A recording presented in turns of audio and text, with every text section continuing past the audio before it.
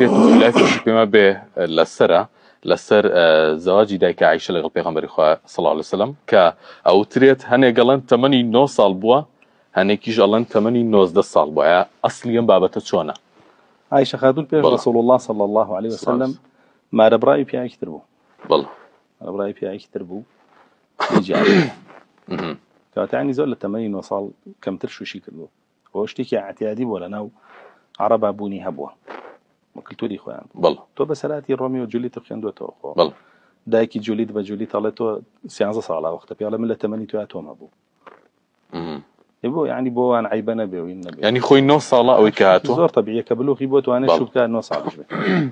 تو انا من هالقرتون وباريو بدني مالي هبيت وانا شو كاشتكي شرعيه كشيء ما وصلتوا ببي شرعا بس تجربي خود بس يكي لا مساله عائشه خاتونا بل ولا حديث صح كان هات ولا بخاري مسلم وانا فلو عمري نوصل وهندك بكملك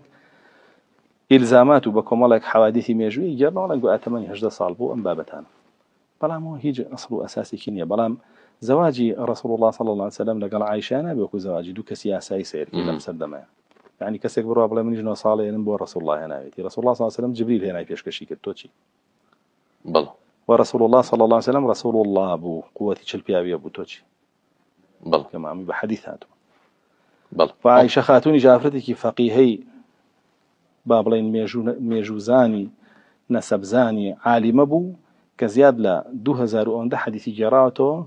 لبواري بابلين عائله الاسلام كشون خانه وهذا بريوا قبل الاسلام جراته تو مي هني تشبوكا تشبو جرت